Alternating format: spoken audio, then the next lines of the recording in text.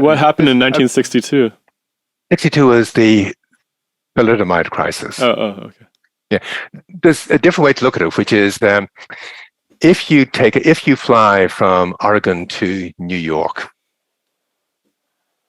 the pilot on the plane is going to keep an eye out on near miss. If things look like they're going wrong, they're going to say, well, look, they're going to report the near miss, and they're going to be heated because the system knows that if they don't heat it and put it right, none of the pilots are going to fly again.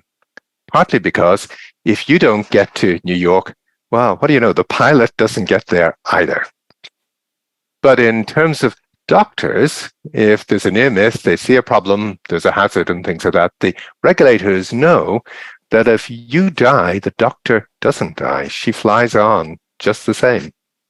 And that's the difference. I mean, doctors need to be scrutinized closely when things go wrong. They need to realize that they've got a key place in this. They're not just being paid huge amounts of money to dish pills out when you come in and say, look, doc, I'd like to try this pill.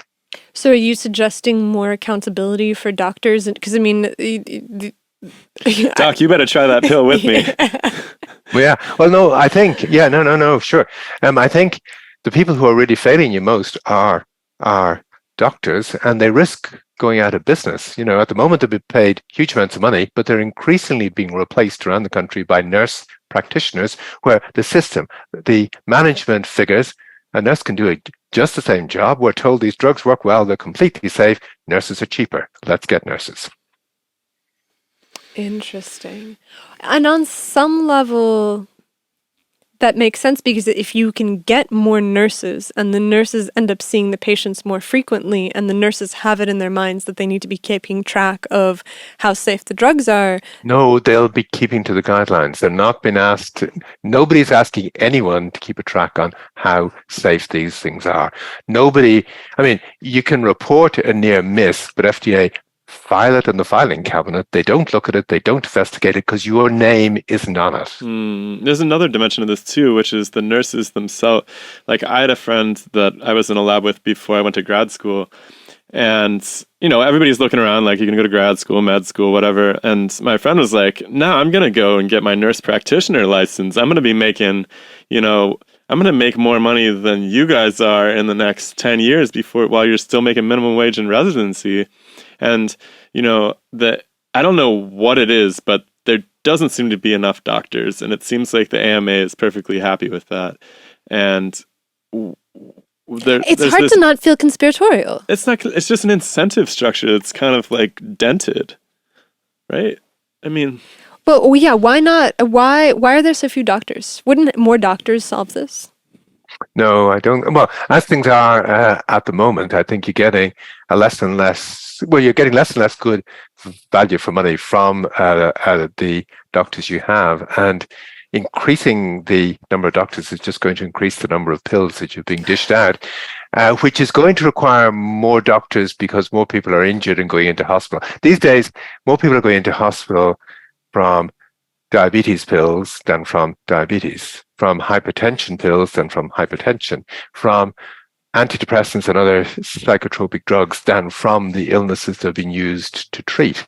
So it's a system that's spiraling out of control. We appear to have less doctors than we need because the doctors that we have are just dishing these things out without thinking.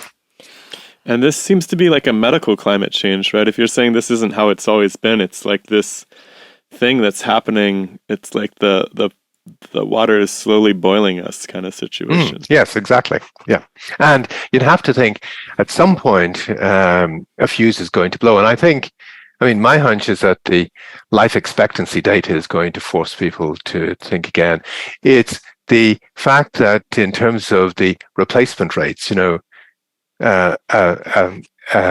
women in the United States are having less babies than are needed to replace the population as is. So between life expectancy falling and us not having enough children, the population is going to fall, which means that the Chinese are going to be able to wipe us out. Do we need this? We don't. How are we going to stop it? Well, one of the things that might be causing this is we're using too many drugs. So either we stop using them, or else we persuade the Chinese to start using a lot more drugs, and their population will fall too.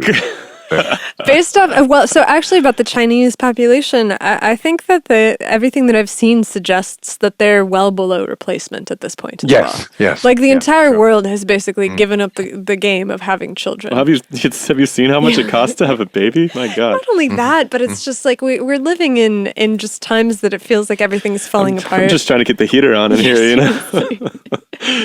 God.